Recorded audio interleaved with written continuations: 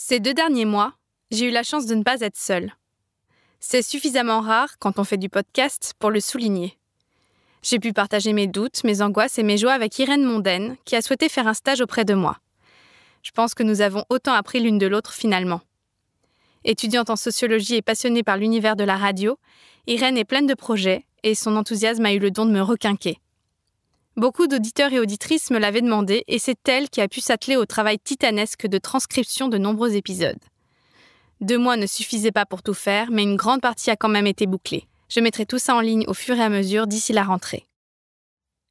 Elle a souhaité aussi se lancer dans l'écriture et l'enregistrement d'un article. Voici son œuvre. Belle route à toi Irène et à bientôt sur la force de la non-violence. N'hésitez pas à me faire des dons, ponctuels ou réguliers, en cliquant sur l'onglet « Soutenir » du site force-nonviolence.fr.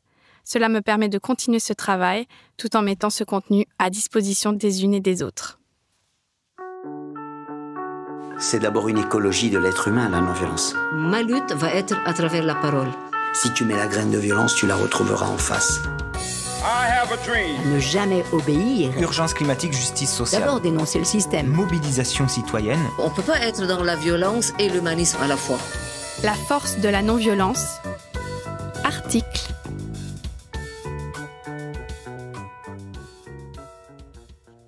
La non-violence, c'est un truc de blanc. Cette phrase, je l'entends assez souvent autour de moi. En tant que militante, en tant qu'antiraciste et en tant que sympathisante de la non-violence, elle me heurte car je n'ai pas envie d'adhérer à un truc de blanc. Elle m'interpelle aussi parce que les visages qui me viennent en tête lorsque j'entends non-violence, ceux de Gandhi et des Martin Luther King, ne sont pas blancs. Elle semble alors un peu absurde et déconnectée de l'histoire de la non-violence. Mais c'est aussi une phrase que l'on peut décider de prendre au sérieux, une occasion de revenir sur l'origine et l'actualité de la non-violence, une invitation à faire face au racisme dans les milieux militants et non-violents. C'est ce que je me propose de faire dans cet article. Ce qui est surprenant pour moi dans cette affirmation, c'est qu'elle ne me semble pas en adéquation avec ce que je connais de l'histoire de la non-violence. Une visite sur le site de l'IRNC confirme mon idée. Les diaporamas qui retracent l'histoire de la non-violence montrent bien qu'au moins au départ, il ne s'agit pas d'un truc de blanc. Un coup d'œil à l'affiche sans date de la non-violence au XXe siècle, éditée par les revues Alternatives non-violentes et Silence, en atteste. L'histoire de la non-violence est marquée par celle de Gandhi, pour qui la résistance non-violente a été un choix éthique et stratégique dans la lutte contre le colonialisme et pour l'indépendance de l'Inde.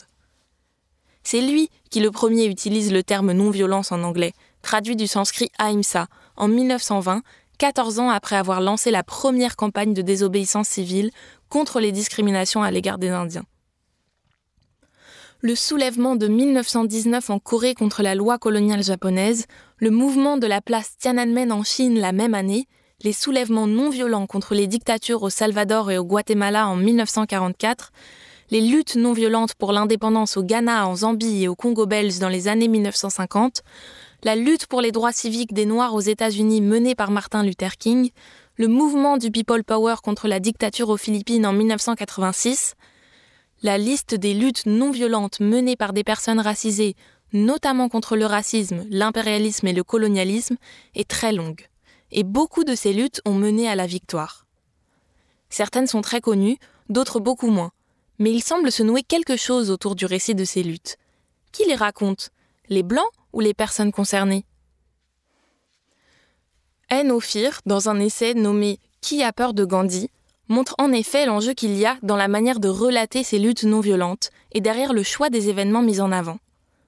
Certains militants et politiques font passer ces luttes pour des revendications pacifistes et légales et édulcorent les discours de leurs leaders pour les rendre moins incisifs, moins révolutionnaires, plus acceptables.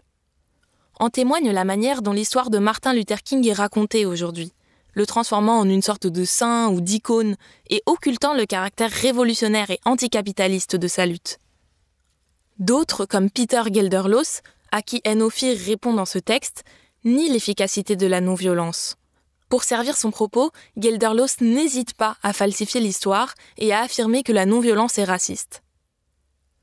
Prenons le premier cas, celui qui consiste à rendre plus lisses les luttes antiracistes. D'une part, cela montre à mon avis que les combats des personnes racisées ne sont écoutés et entendables que lorsqu'elles se présentent comme pacifistes, lors de marches blanches, de sit-in, par le biais de pétitions, etc. Toute manifestation de colère est manipulée, montrée comme de la violence, sans en reconnaître l'origine légitime. Les mouvements antiracistes sont scrutés, on demande des comptes à leurs leaders, on veut les contraindre à condamner toute violence, même purement matérielle, voire toute expression de colère. Par exemple, les journalistes qui reçoivent Assa Traoré ne lui parlent presque que des violences ayant lieu lors des rassemblements organisés par son collectif ou des casiers judiciaires des membres de sa famille, et trop peu, à mes yeux, de sa motivation ou de sa lutte.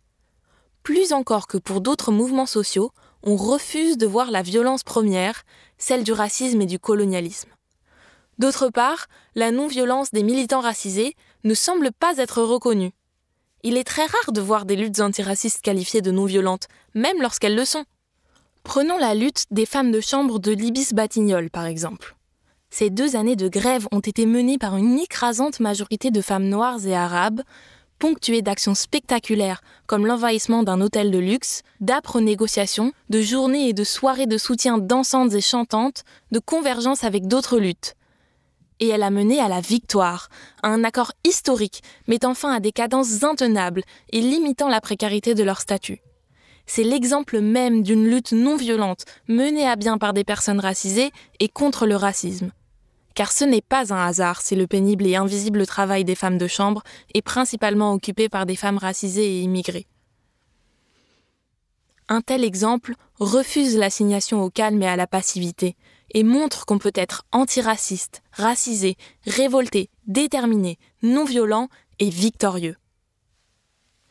Prenons le deuxième cas, dans lequel un militant blanc comme Peter Gelderloos non seulement refuse de reconnaître que la stratégie d'action non violente peut être efficace, mais minimise même son rôle dans les luttes des personnes racisées. Pour justifier sa thèse, il va jusqu'à invoquer une émeute violente, soi-disant décisive dans la lutte pour les droits civiques des Noirs aux États-Unis, le 7 mai 1963, argument que Ophir démonte. Vérification faite, il n'y a jamais eu la moindre émeute ce jour-là à Birmingham. Aucun historien n'en parle. Dans cette ville, c'est une campagne non violente menée notamment par des enfants noirs qui aboutit le 8 mai 1963 à un accord sur la fin de la ségrégation, pas une émeute violente. Par ailleurs, Peter Gelderloos narre la lutte de Gandhi en sélectionnant stratégiquement les événements qu'il raconte et en les édulcorant quelquefois. Il choisit de mettre en avant Subhash Chandra Bose, célèbre militant indépendantiste indien prônant la lutte armée malgré l'échec de sa stratégie, plutôt que Gandhi. Je vous renvoie au chapitre de son livre « La non-violence protège l'État », intitulé « La non-violence est inefficace », chapitre que Ophir qualifie de falsification historique. Ce dernier résume la position de Gelderloos sur Bose ainsi. Gelderloos prend Bose comme exemple malgré sa collaboration éthiquement infamante avec les nazis et les fascistes japonais, il ne l'évoque même pas. En outre, Peter Gelderloos refuse de considérer Gandhi comme un anarchiste, allant contre l'avis d'historiens anarchistes tels que George Woodcock et Peter Marshall. Il tord les faits historiques pour les faire correspondre à son analyse, selon laquelle la non-violence est inefficace. Ce faisant, il prive les personnes racisées qui le lisent de modèles et de représentations non-violentes victorieuses auxquelles elles pourraient s'identifier, limitant ainsi leur perspective. Claiborne Carson, activiste noir engagé pour les droits civiques dans les années 1960, dont Ophir relate l'histoire dans son essai, compte parmi ces exemples de militants racisés non-violents méconnus. Je trouve son parcours particulièrement intéressant. Il a milité et évolué avec le SNCC, Student Non-Violent Coordinating Committee.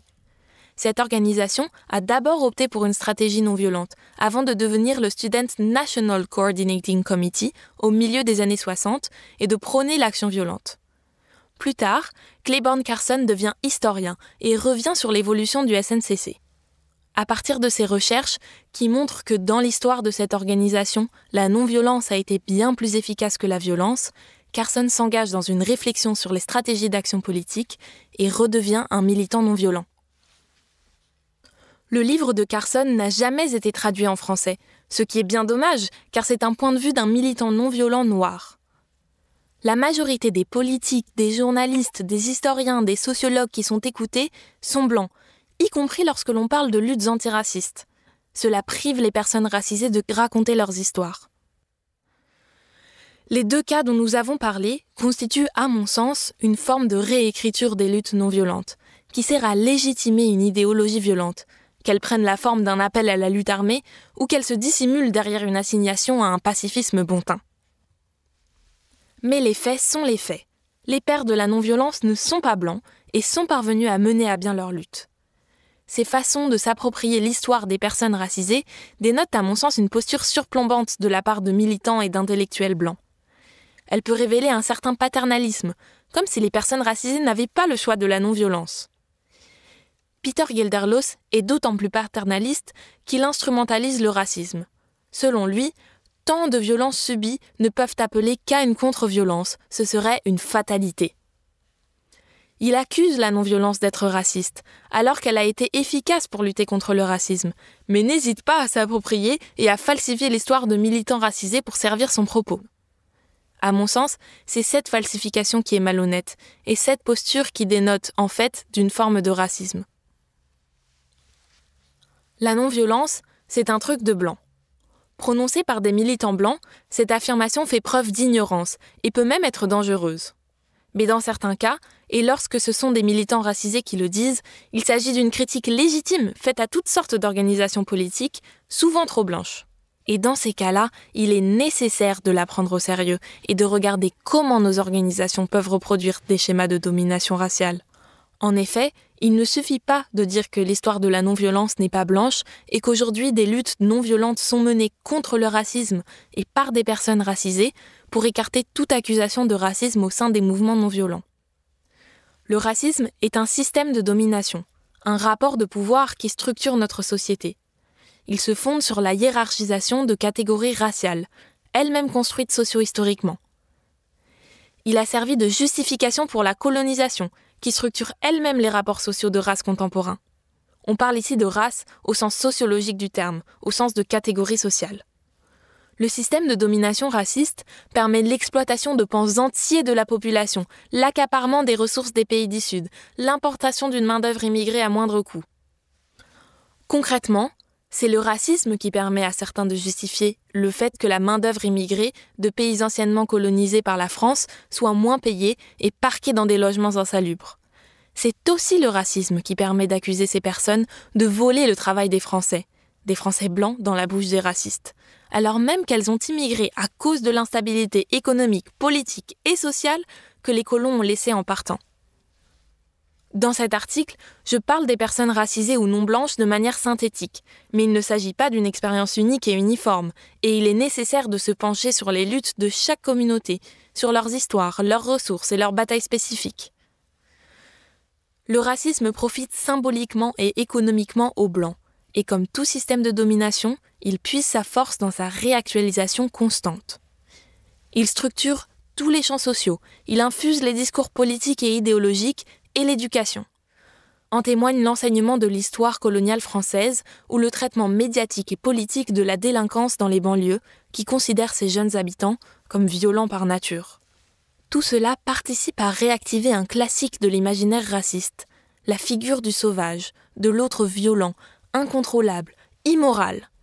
Explicitement ou non, les personnes racisées sont renvoyées à une forme de violence inhérente, dans les médias notamment, où les éditorialistes et les figures politiques endurcissent leur vocabulaire. Les banlieusards sont devenus les voyous, et maintenant les sauvages. Dans la lettre signée par 20 généraux de l'armée française et publiée le 21 avril 2020 dans Valeurs actuelles, on peut lire l'expression « horde de banlieue ». C'est à la figure du sauvage que le mot « horde » renvoie, même si les militaires évitent de l'évoquer explicitement. La force de l'imaginaire raciste contraint les personnes racisées qui voudraient être perçues comme non violentes à en faire 2 fois plus que les blancs, à mettre cette image à distance, à contrôler toute expression de colère de peur qu'elle ne soit instrumentalisée. Par ailleurs, la quasi-absence d'auteurs ou de personnages racisés dans les programmes scolaires prive les jeunes de modèles de représentation. Le système de domination raciste se fait passer pour un état naturel des choses, plutôt que pour une construction sociale, empêchant sa remise en question. Et puisqu'il est présent partout, il serait non seulement faux, mais absurde de dire que les milieux non-violents échappent à ce système. La non-violence s'inscrit en opposition au système de domination, dans une lutte contre ceux-ci, car ils sont le foyer de la violence. À mon sens, une non-violence qui ne serait pas antiraciste serait incohérente. Et dans le cadre d'une société raciste, ne pas être activement antiraciste, c'est participer à la pérennité de ce système. Donc dans la lutte pour une société non violente, il me semble essentiel de ne pas simplement reconnaître que le racisme existe, mais aussi de reconnaître ses manifestations au sein même de nos organisations et de lutter contre. Il faut veiller à créer des espaces où les personnes racisées se sentent écoutées, entendues et à l'aise pour militer. Il faut prendre l'absence de militants non blancs comme une alerte, comme un problème à régler de notre côté. Il faut aussi respecter les espaces et les luttes non mixtes et apprendre à reconnaître la non-violence partout où elle se déploie. Parce que s'il y a bien une chose que ce podcast m'a appris, c'est que la non-violence est l'inverse de la passivité. Prendre au sérieux l'accusation selon laquelle la non-violence serait un truc de blanc a été l'occasion pour moi de revenir sur un peu de son histoire et de son actualité. Nous avons vu que ni l'une ni l'autre ne sont blanches, et qu'au contraire, la non-violence a souvent été choisie par les militants non blancs pour lutter contre le racisme, l'impérialisme et la colonisation. Nous avons vu qu'il est nécessaire de porter une attention particulière à la manière dont ces luttes sont racontées et à ceux qui les racontent.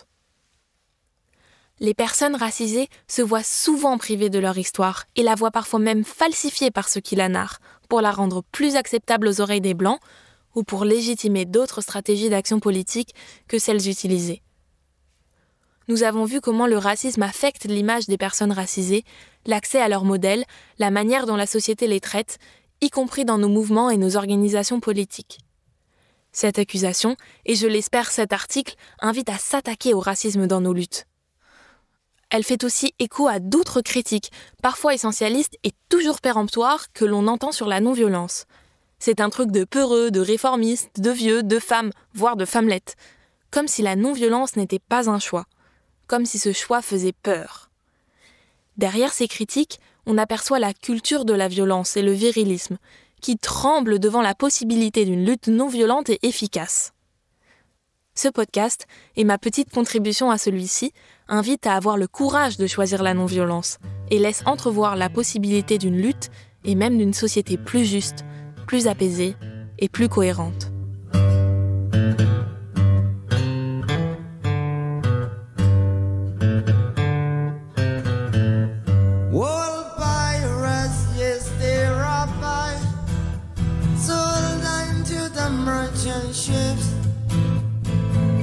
Minutes of a day to guide from the bottomless pit, but my aim was made strong by the hand of the Almighty.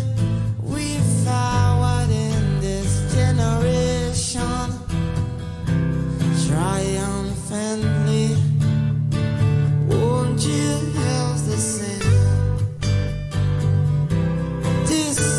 Of freedom is all I ever had.